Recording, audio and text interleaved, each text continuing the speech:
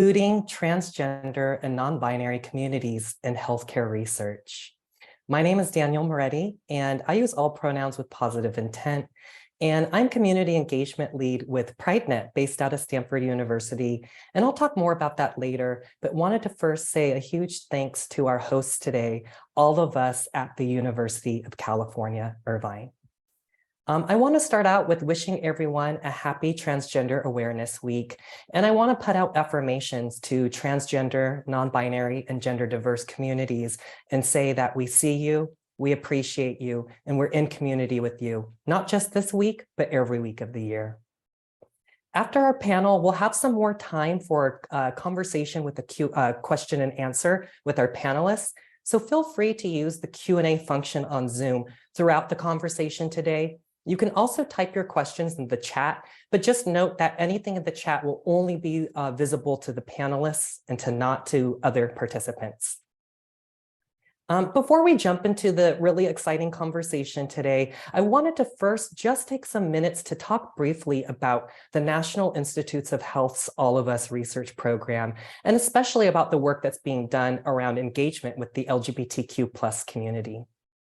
For those that might not be familiar with the program, the mission of All of Us research program is to accelerate health research and medical breakthroughs, enabling individualized prevention, treatment, and care for all of us.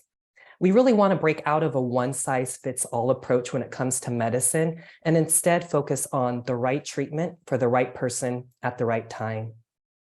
All of Us seeks to enroll at least 1 million participants who truly reflect the diversity of us and the US, and to deliver the largest and richest biomedical databases.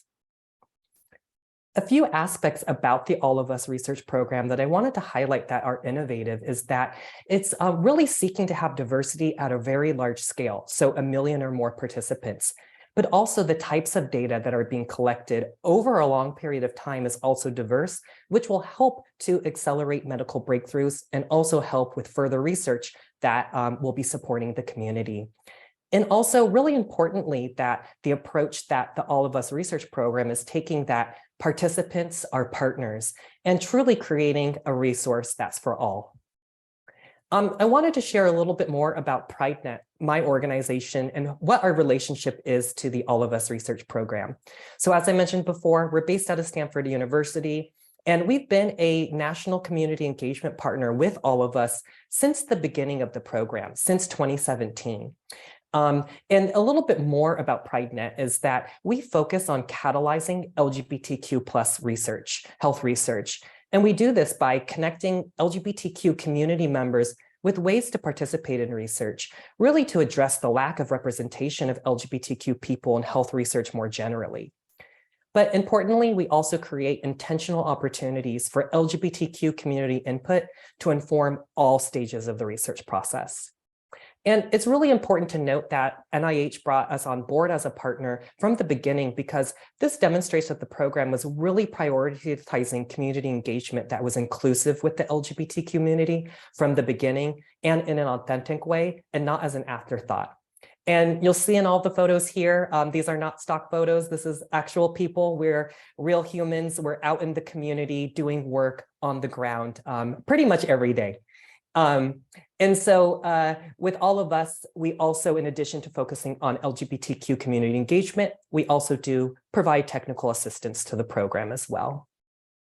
So some of the things that we've done, we've created, we've reviewed all the modules with the program, engagement materials, making sure that they're LGBTQ inclusive, competent, and responsive. We also offer trainings, and we create materials such as an LGBTQ specific website, educational video, and more that are really tailored to the LGBTQ+ community. We also, as we mentioned before, community input is central to our work. We've convened more than a dozen community listening sessions, and which then resulted in reports going back to the All of Us research program. So that community input can inform how the program engages and works with the LGBTQ+ community. With these efforts combined, we think have played a role in the amount of LGBTQ+ people that are currently participants in the program. So as of July 2022, you'll see that roughly 9% of participants identify as LGBTQ+. So that represents more than 32,000 individuals. And when looking at national data, LGBTQ people are estimated to represent about 7% of the population, which we think is likely an undercount. But even so, it's really great to see the percentage and the participation of the LGBTQ+ community when it comes to All of Us research program. And there's a lot of important things that the program has done in order to hopefully make it be an affirming experience for LGBTQ+ participants. So for example, asking questions about sexual orientation, gender identity separate, and having them as multiple options where it's not a binary option of just checking one or checking another box, that you can check multiple options and hopefully as accurately as possible and cover and encapsulate the full spectrum of gender identities, sexual orientations that make up all of us. I do want to also share a video that has some testimonials from participants, because I feel like really hearing directly from participants, at least for me, is what really gives me an understanding of why folks are participating, why LGBTQ folks are participating in the program. So I'm going to play a short video that's about voices of the LGBTQ+ community. The All of Us research program is an ambitious effort to gather health information from 1 million or more people across the U.S. Researchers will be able to use this information to uncover new, more precise ways to prevent and treat disease and to keep people healthy. When I came out, I didn't feel comfortable, I didn't feel safe, you know, and that was a very hard place to be. Coming out as lesbian, gay, bisexual, even now transgender, it was hard to do that. And so because of that, you know, whenever you went in to see a doctor, you were too afraid to really actually say who you are. The biggest obstacle, to be honest with you, and simply is this trust, right? Trust from the community on not being misgendered, not being mistreated.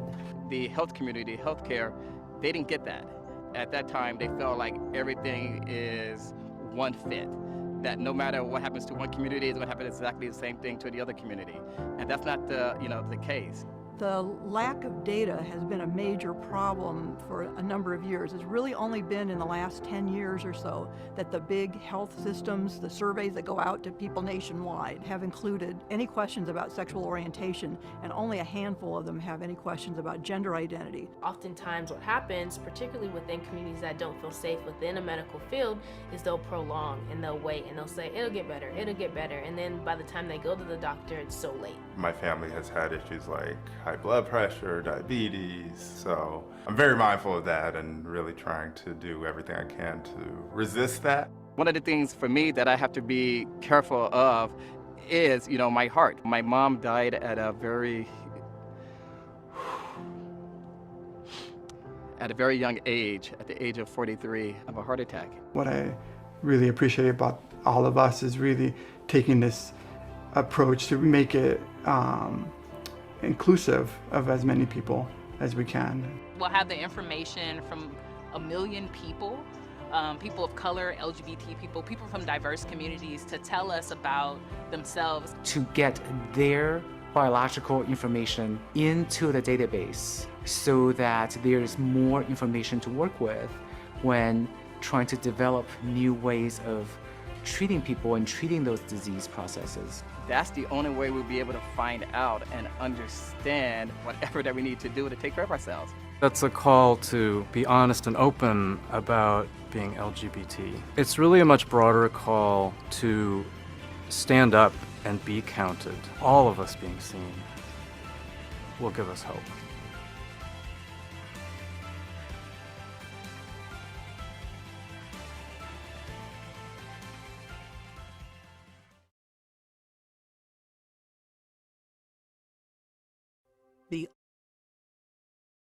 Every time I see that video and hear directly from our participants, I'm very inspired and appreciate them sharing their stories and being vulnerable. And I think hearing directly about what they see as the value in participation in the program.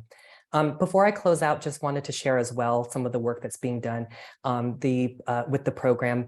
We heard a lot from the participant side, but also when it comes to research that's being done with the data, PrideNet, we're also working to ensure that there's more LGBTQ-focused research being done with the data to hopefully better serve our LGBTQ plus communities.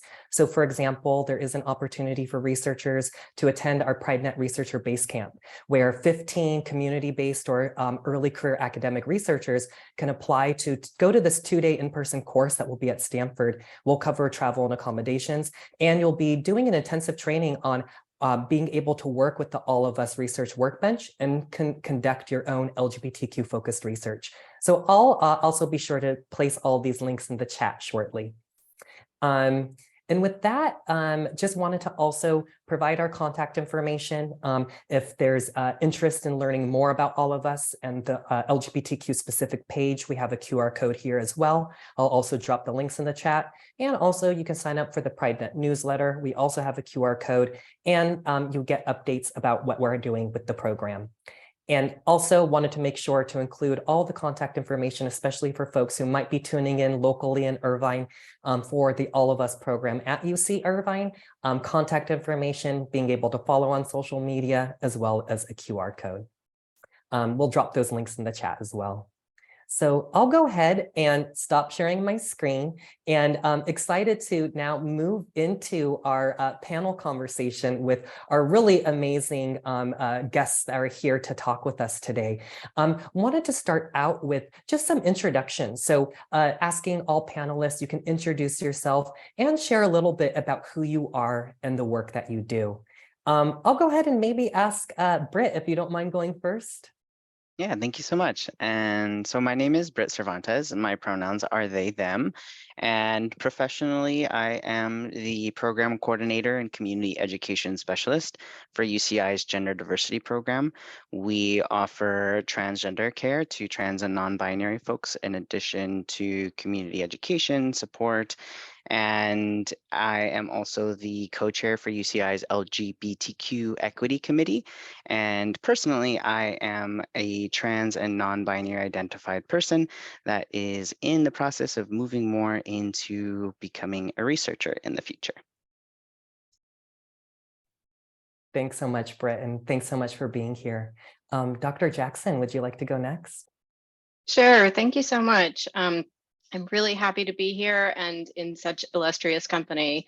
My name is Sarah Jackson. My pronouns are she and her, and I am a research fellow at the National Cancer Institute, which is part of the National Institutes of Health.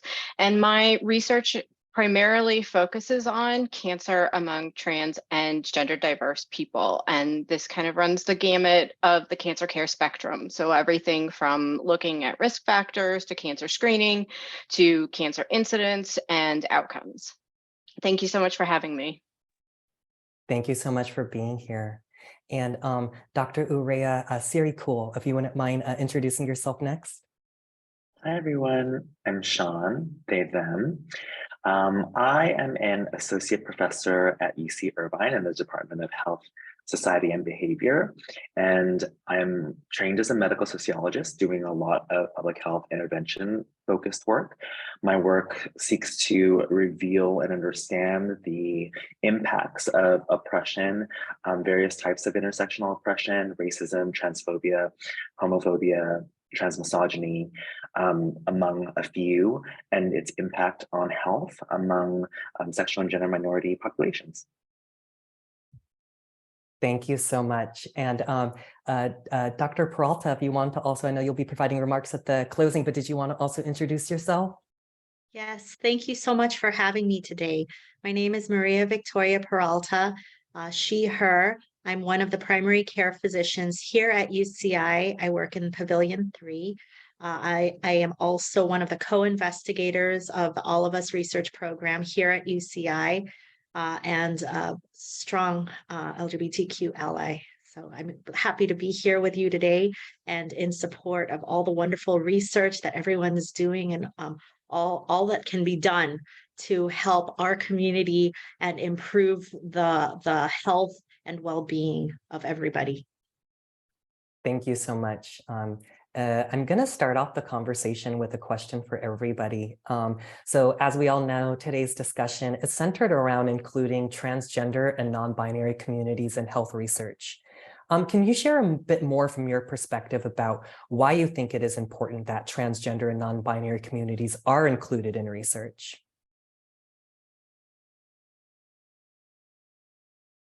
Hi, folks. I'd love to jump in. I think that that's a really important question. I think that as a scientist, I obviously enter that question from multiple vantage points, but also as a genderqueer person, I also know the deep harm that research institutions and medical institutions have had on trans and non-binary populations and our communities. And so one of the things that I think about in terms of thinking about what my mind is drawn to when I think about improving data collection and inclusion practices of trans and non-binary folks in research is really the opportunity, is not so much the outcome.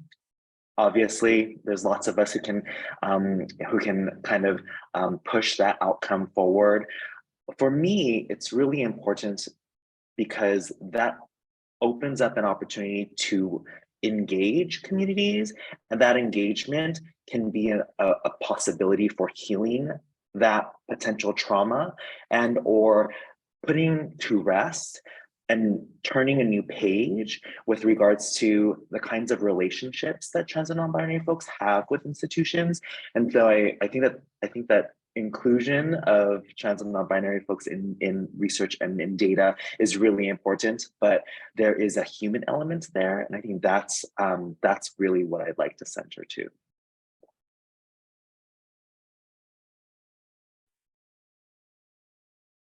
Thank you so much for sharing that, Sean.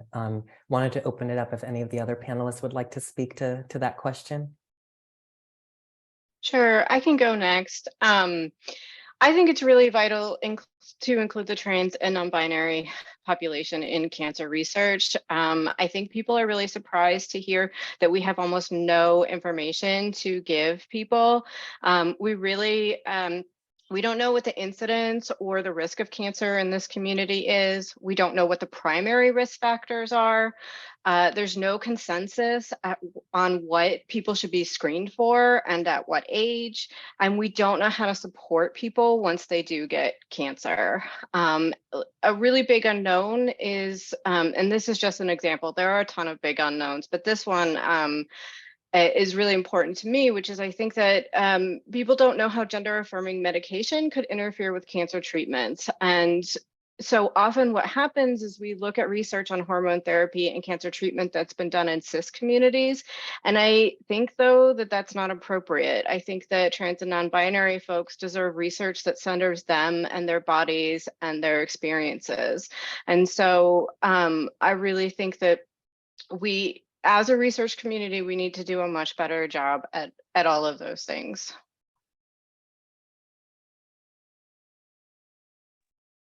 And just as a trans person, my whole journey within the medical profession has been just navigating my own transition, trying to find providers that I could see for my care, trying to find information, and really as I was trying to do research about what my options are, what I could pursue, what I really shouldn't pursue, I couldn't find anything.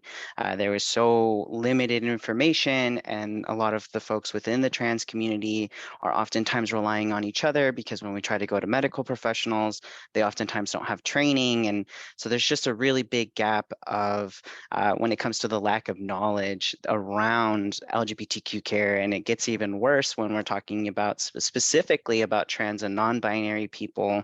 And I think with the approach to care and the approach to research oftentimes lacks a perspective of intersectionality, where we're treating people as where they're a Latino person or they are a transgender person. And I think it's really important for us to take that perspective and change it to this is a trans person and a Latino person and somebody who has healthcare concerns that they want to have addressed, that we're not just focusing on fitting the needs of folks that aren't Latino.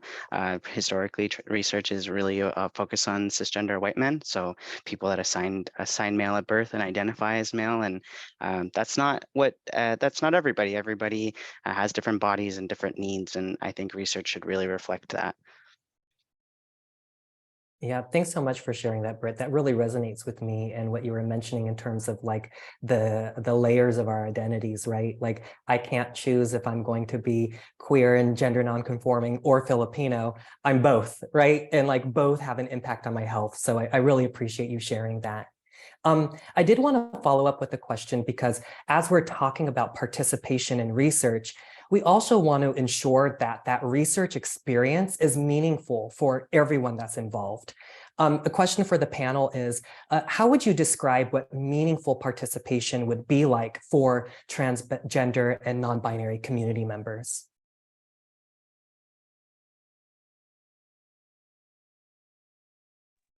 I'm super biased when I hear this question, so I'll start there. I think that in the opening of and the framing of all of us, and framing opportunities that community members have had to provide input, I think that this is a part of that as well. I think, and kudos to all of us and your work at PrideNet to really engage communities meaningfully. And I think that part of that is, for me, is when we talk about involving community members in all steps of the research process. I think that that sounds really wonderful, but I think to really be very granular about what that actually means, it's not just members of the community filling out surveys or completing surveys for a nominal incentive, but it also is about returning that data, returning that information back to communities, and including members of the community in the very beginning of framing research questions, and also maybe saying, this actually isn't what we want to study, right? Like this actually isn't important for us. So having situating community members in the power structure of research, of one's research kind of paradigm, I think is really important, and not just relegating folks from the community as participants, but as co-creators of that knowledge, I think is really important. And obviously, I think that there are lots of ways in which we could sit and think about that.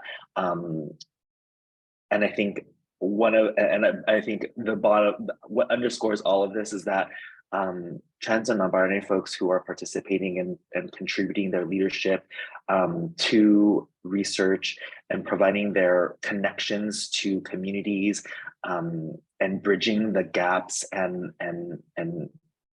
traversing the trauma that has already been laid, deserve to be paid, and not just paid as, a one-time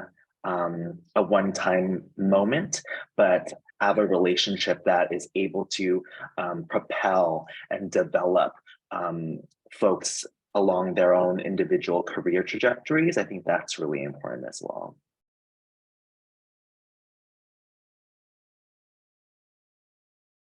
Yeah, thank you so much for sharing all that, Sean. And I was in my head giving all the snaps and like, yes, everything that you're saying. Go ahead, Britt. I think, sorry, I might have cut you off. No, that's totally okay. I just think there's very little that I could actually add to that, but I definitely agree. I definitely see that there's that either trans and non-binary folks are not involved in the process. We're involved as like an afterthought. But then when we are involved, it's oftentimes that research is kind of built on the backs of us, so we're not compensated, or information isn't brought back to us, or the information that was sought after isn't really helpful, or a lot of it, I tend to see that a lot of research focuses on the doom and gloom of being trans and non-binary. And there's so much more to us. There's still joy and resiliency. And I think we can focus a little bit more on things that help us versus how things are hard for us. And I just kind of think the last other piece that I would want to add to that is when we are having folks filling out surveys is how are we making things accessible? Are we only giving this to folks that speak English? Are we only making our research focused on folks that have access to the internet? If we are having people go into like a medical setting for blood samples, are we training the staff that are going to be interacting with folks? I think there's a lot of different ways that we can actually be meaningful and intentional about our inclusion of folks, and it goes deep, and it should be systemic. I echo everything that everyone said, and I don't know that I'm going to add too much to the conversation, but I do think that the community input, community participation is absolutely vital to my work. I am a cishet white woman. There is no reason for me to do this research without consulting the community and having them be an integral part of my research. A great example is one of the things that I really want to work on is making cancer screening easier for folks. And so I can think about, okay, what would make cervical cancer screening easier for people? But I have blinders. I don't know all the things that I don't know. And I really want people to think outside of the box to tell me, you know, this would really make my life easier if we could do it this way or this way. And then I feel like my job is to make that happen. And so I really want people involved at every stage of the research, directing the research, and I want to try to facilitate that. Yeah, thanks so much, everyone, for what you're sharing. Really appreciate it all. I did want to ask a specific question for Britt and about your experience at University of California, Irvine's Gender Diversity Program. And I know in that work, you're working directly with transgender and non-binary patients and also their families. Can you share more about what has come up for you in doing this work when thinking about transgender and non-binary people being represented in healthcare research? Yeah, it's definitely I'd say presently the thing that I'm thinking of the most is the amount of anti-trans legislation that's been coming up. I mean, it really, the catalyst for a lot of it started with the 2016 North Carolina bathroom bill, which I think kind of built the framework for a lot of the current legislation that is taking place in 2021 was a historic amount of anti-LGBTQ legislation, and I believe this year is beating that year. And so that makes folks unsure of if they're still going to be able to continue getting access to their care. They're not sure about what legislation that's happening in other states, what that's going to look like here in California. We've seen an increase of patients leaving those states that have passed anti-trans legislation, and they're coming here, and we are really trying to focus on how can we help, what is it that we can do, and we might not be directly impacted as the folks in those other states are, but we still have impacts in the sense that there is a lack of federal protections for transgender health. And if somebody's living here and their employer purchases insurance from a country that or from a state that has had anti-trans legislation, their healthcare is at risk.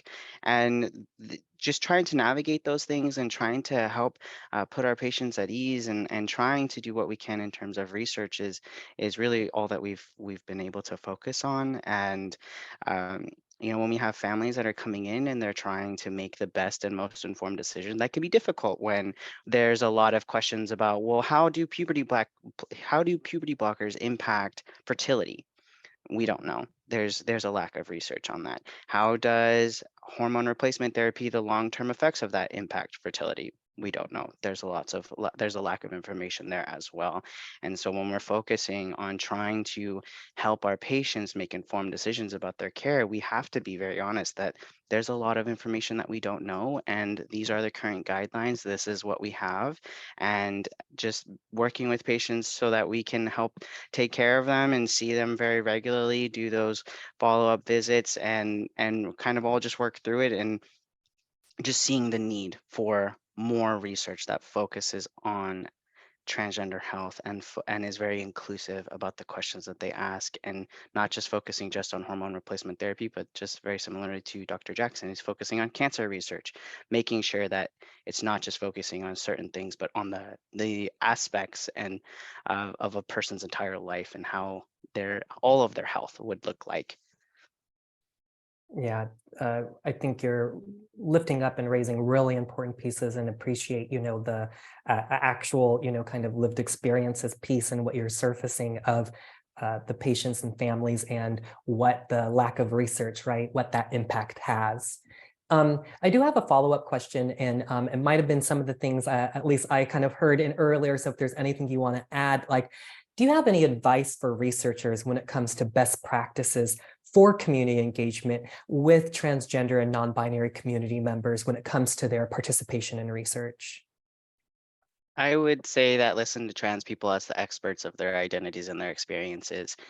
Trans folks are going to really highlight how the gender binary and all of these other harmful and oppressive things have just been built into our systems, and not just into healthcare, but into housing, but also into education and employment, and just letting folks and just really highlighting that for folks that don't have to experience that or don't know what that's like. And just even if somebody is still navigating what their identity is, they are still going to know themselves far better than you will. And they're still going to know what their experience is like navigating all of these healthcare spaces. And again, it's already been stated, but always compensate folks for their time. And if you are having them interact with anybody, make sure that they're getting trained on LGBTQ affirming care and how to, just make sure that folks are being acknowledged for their efforts, and listening to what it is that they feel like there should be more research on, versus just trying to determine for them that, we think that you should learn more about this or that we should learn more about that issue, and actually listening so that they can have information that's useful for their own health. Thanks so much, Britt. Yeah, I think what's surfacing for me is often what I'll say and what I hear is lived experience is an expertise, and we should treat it as such. So I really appreciate that. Sarah, I had some questions for you. As you mentioned that you're currently conducting research with All of Us data about transgender health, can you tell us more about your research focus and why you chose to work with the All of Us data for your study? Sure, absolutely. So I'm looking at cancer screening among sexual and gender minorities in the All of Us data set. I really want to look at if there are some cancer types that are that people are more or less adherent to the screening. And one of the reasons I'm doing this is because the first step to convincing other researchers that we need more research in this area is to show the disparity. The second thing is, and I really want to commend All of Us for doing this, is that it is one of the only large-scale studies that collects sexual orientation and gender identity. There's very little research on cancer screening among all sexual and gender minority populations. And this is, I think, one of the largest studies to do so, and also the PRIDE study, which the PrideNet runs as well.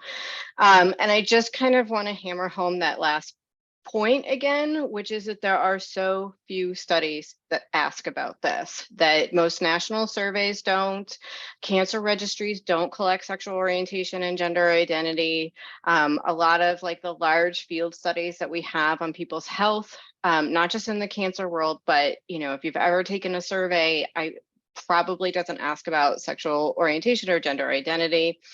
But I do think that we are reaching a tipping point where I think researchers are starting to see how vital this information is. And, but I think we need to continue to be louder. I think we need to continue to kind of, to really advocate for this. And I think that every study that we work on, every panel that we sit on, we really need to say, are you including sexual orientation and gender identity? I mean, even just going to the doctor, every time you fill out an intake form and if it doesn't ask you for your sexual orientation or gender identity, ask why it doesn't. It should.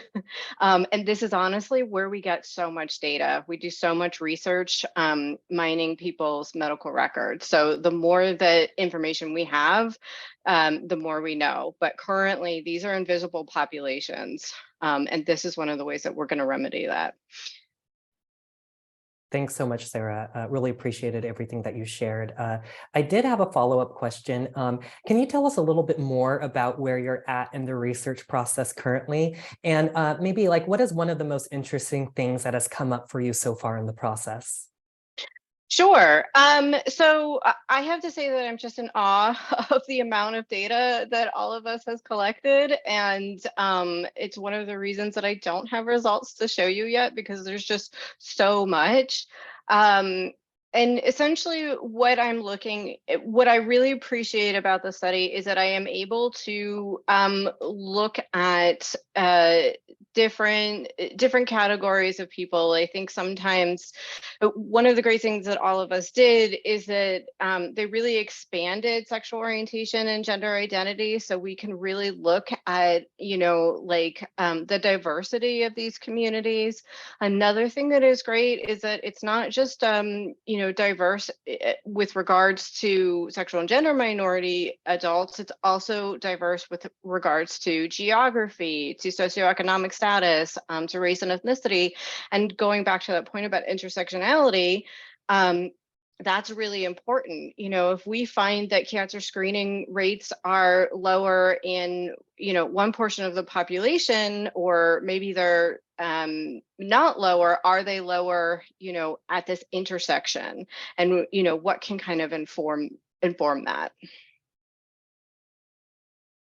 Thank you so much, Sarah. Well, we're greatly appreciate you doing this research and excited for, the future steps in the process. Sean, I had a question for you. Prior to coming to UC Irvine, you did really amazing and extensive work in the San Francisco Bay Area, and that included multiple NIH-funded projects and also being the senior research scientist for the Trans Research Unit for Equity at the San Francisco Department of Public Health. Can you tell us a little bit more about this work and some of your findings? Absolutely. I think that I wanted to just say that San Francisco is such a unique place with a very specific social, cultural, political history that has provided, that has really created space and opportunity for the thriving of trans and non-binary folks in and around San Francisco, and hopefully for many other areas outside of the 7x7 San Francisco city and county, but also to share what could be done in someone else's state or someone else's city.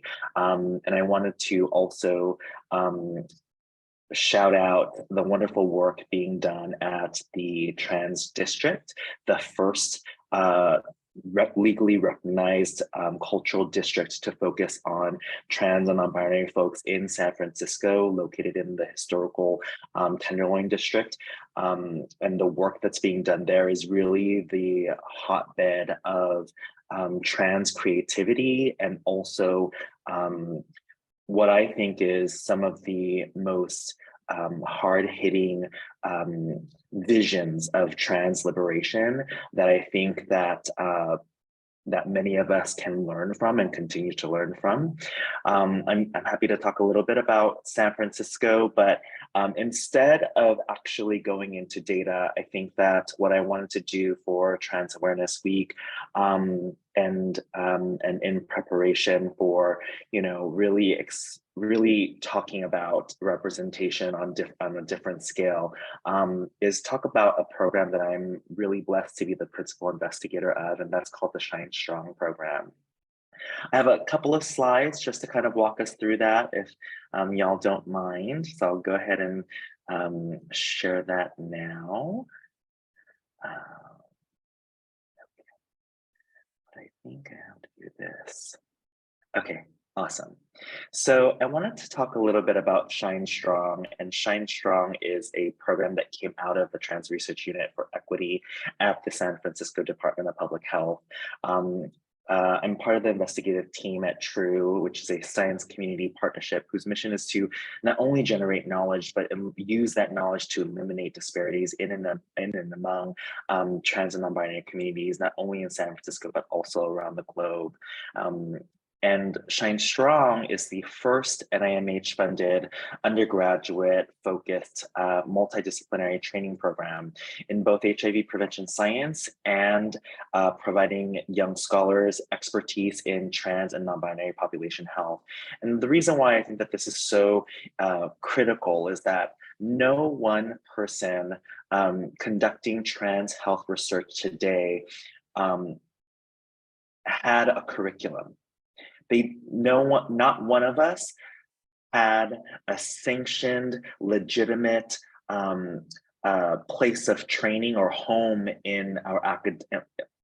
Many of us don't have that home in what traditionally has been academia or public health research or our own specific disciplines in sociology, psychology, or what have you. And I think that Shine Strong being with the platform of trans health research that we have today, Shine Strong brings together investigators and mentors and faculty to provide scholars scholars in trans and non-binary health a space to actually engage with trans and non-binary health as an object of study. And so I think that is really remarkable. We are advised by many, I would regard them as not only as local community leaders, but folks to watch out for in the next decade to come. Some who are leading CEOs, groundbreaking advocates of both HIV and trans rights across the globe, as well as folks who are working in our state health departments and really championing trans representation across the board. And Shine Strong's goals are to really build the expertise of the future pipeline of scholars and scientists focused on trans and non-binary population health, and to also support their identity development as a scientist and researcher, as many of you might have experienced yourself. If you don't come from a cultural background and or a familial background where you are benefiting from intergenerational capital, thinking about being a scientist or a researcher could not be further from what one might think it would be possible. And so in Shine Strong, we really do create the space to engage in that and see ourselves as researchers. And so over the course of the Shine Strong program, it's a one-year program that starts off with a full-time summer intensive where scholars are developing where scholars are attending topic-focused as well as quantitative-focused seminars and lab sessions, and also engaging with trans health leaders and advocates in San Francisco and across the state. And they are also attending their first scientific conference. It's usually the International AIDS Society Conference, and as well as developing their mentored research projects. And all this is to say that there's a lot of activities that scholars take part in that you would never really find in your average university setting, as well as developing really meaningful relationships with mentors as a part of the program. And then during the academic year, which is mostly virtual, scholars continue their work, get to know a little bit more about what graduate school paths and careers might look like, and in that period of time, prepare their application to graduate school, as well as build on their networking and moving their mentored research into a publication as a first authored manuscript, and that's really exciting. And our our commitment to scholars is to provide mentorship until matriculation of a program of their choice, and hopefully into a career of their choice. And so with these outcomes, what we hope to do is to create more space for not only trans and non-binary scientists in the field, so that representation and community engagement can be top down, rather than always relying on communities from the bottom to support research from the bottom up. And so we hope that that is a part of how we can intervene in society, and also change science from the inside. These are some of our scholars in our first cohort. We're currently in our second cohort, and have doubled in the number of scholars we're able to support. And just to give you a little bit of a snapshot in terms of some of the topics that scholars are looking at, they're looking at different kinds of stigma, mental health, substance use, also the impacts of anti-trans stigma on dyadic relationships, and determinants of HIV and STI testing, even among trans communities in outside of San Francisco. We're lucky to have some collaborators that we've been able to partner with in Bhutan to do some analyses of the first ever studies of trans folks in Bhutan. And so all this to say is that to have young scholars at the interested in trans and non-binary health, as well as trans and non-binary folks at the helm, can really push what we know about the science and ask better questions. And I think that I wanted to end on this, and I think that it's really interesting, when we are not, I think that the message of not being a homogenous group is really important.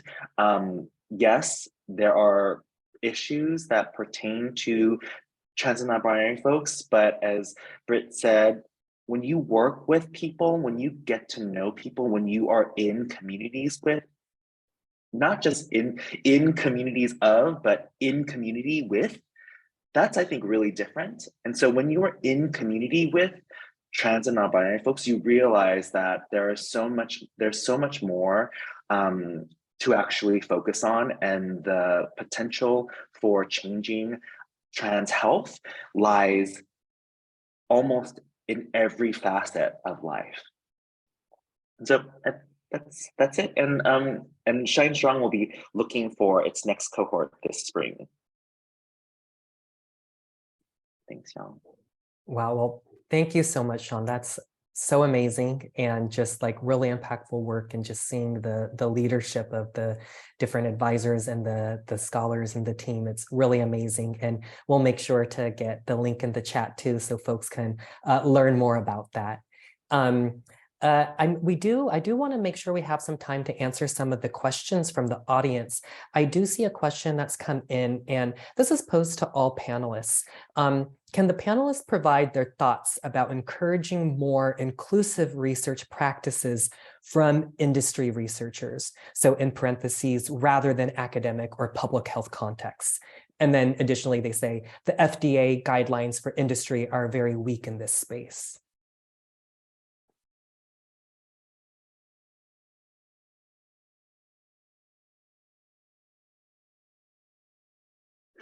I have some thoughts, if I could jump in. So yes, I'm going to go back to something I said earlier about including SOGI data.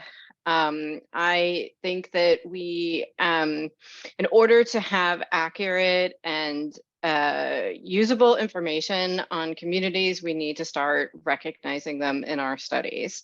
I will say that I don't, I've been in the federal government for a while now, and so I don't really know how it works in industry. But if I do believe that NIH is moving on this issue, I believe it's important to NIH. And so if you're looking for guidance from NIH, they had just commissioned a report from the National Academies. We call it the NASEM report, and it's on collecting sexual orientation and gender identity. So that could be one way that, we move the needle.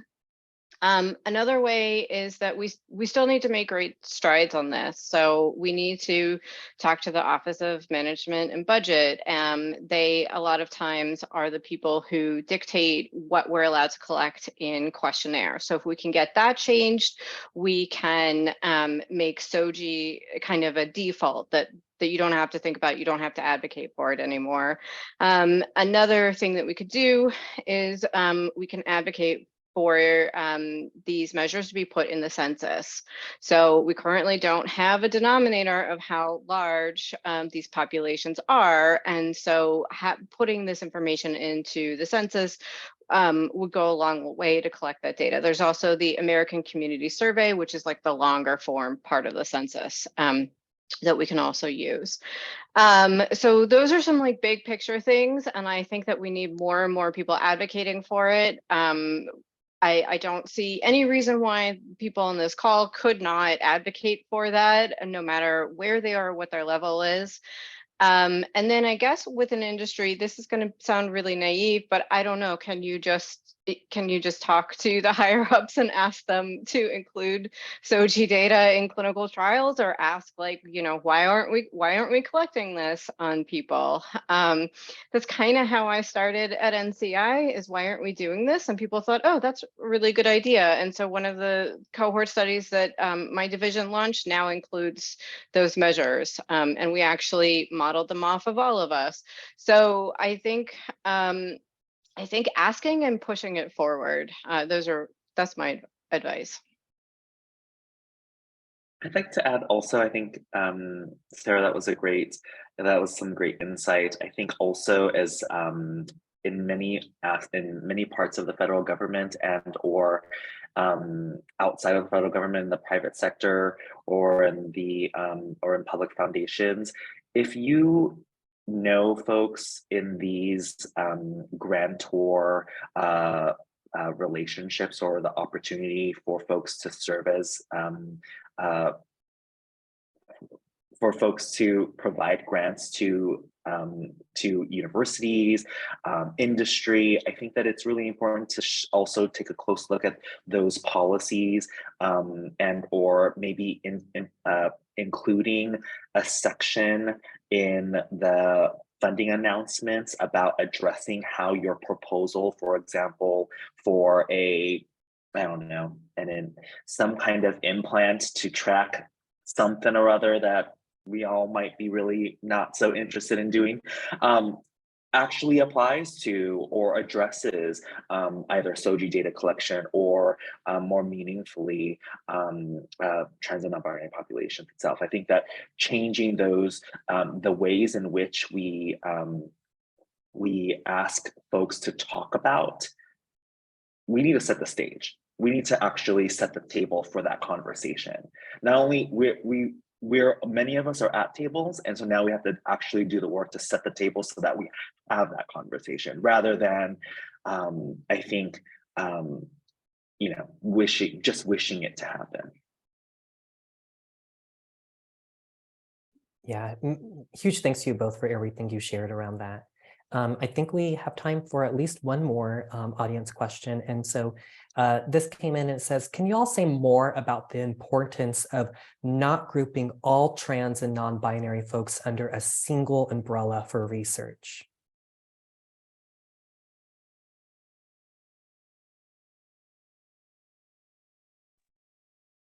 I'll add in some information in terms of this. So if folks are unfamiliar with the term transgender, it is an umbrella term to include a lot of different gender identities. And there are some folks that identify as non-binary, but might not identify within the trans community. There's a lot of different reasons for that. So it would be important to have the opportunity for folks to indicate if they are trans identified and non-binary identified, or if they are trans or non-binary identified. I think having that space for folks to really kind of share how they identify is really important and will go a long way.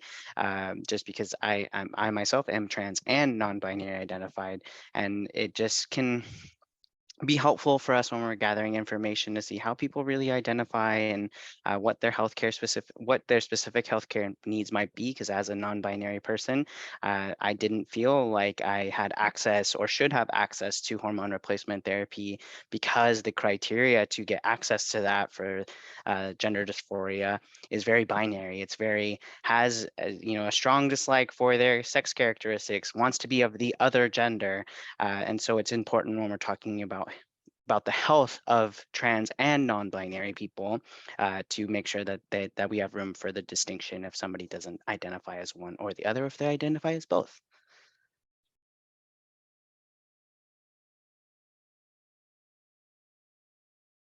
Yeah, thanks so much for sharing more about that, Britt. Did any other panelists want to speak to that topic or feel good? Okay, great. Well, wanted to say we're almost at the close of our hour together, and wanted to say a huge thanks to everyone that's joining us and for all of your questions.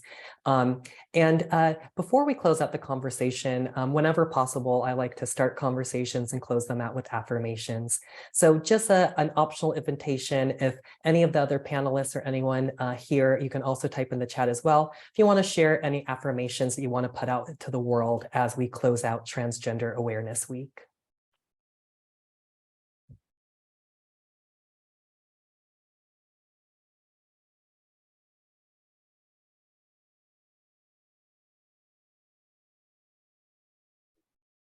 I can go first. I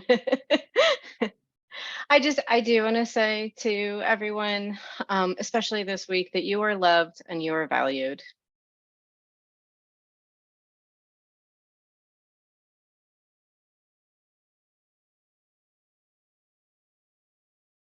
For me, the affirmation is that you are allowed to take up space, regardless of all of the messaging that comes from a lot of different places, saying that you are not allowed to take up space or that you don't have room to exist. And to our allies, we need your allyship. We need your active allyship, and it should go beyond just this week. It should be all weeks and all days. And I'll say, I don't know if this is an affirmation, but I'll say that if you do not know a trans or non-binary person, you are so much more. We need you the most. I think that the labor of changing any of the things that we've talked about, that labor solely on trans and non-binary folks is not the right way to think about how we move the needle toward a healthier, more equitable society.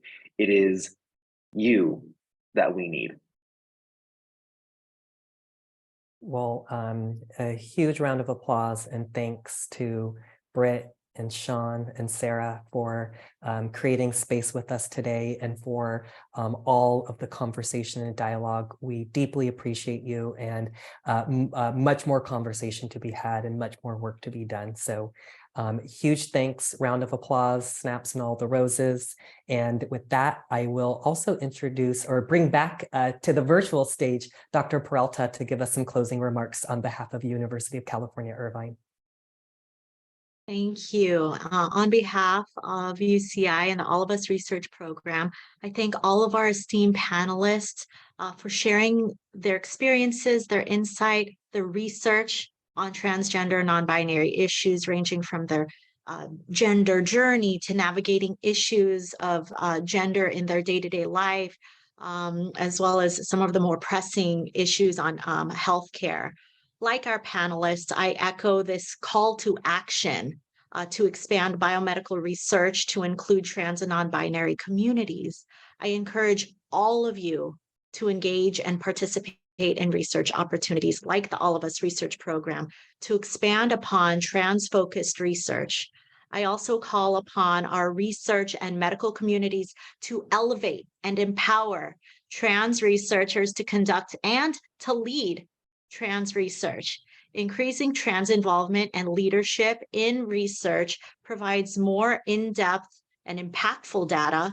It builds more constructive rapport within the community member or within communities, and it produces more effective and meaningful research. It is through research that we can improve healthcare access, quality health policies, equity that impact transgender and non-binary individuals who face a multitude of challenges that which we've heard today. So I do want to leave you with my own affirmation. Inclusion, not just representation, gives you a voice at the podium and not just a seat at the table. I also want to invite all of you to use this QR code for the All of Us Research Study. And additionally, the US Trans Survey is available. The deadline was extended to first week of December. So please engage in this survey as well. Thank you so much. Well, huge thanks again, Dr. Peralta and the entire, all of us at UC Irvine team. I know we do have a brief feedback survey as well. I dropped the link in the chat. So all of our participants, huge thanks for joining us today. We appreciate all of the questions and conversations. If you could take a minute to complete the survey, but happy Transgender Awareness Week, everybody. And thank you again so much for being here with us.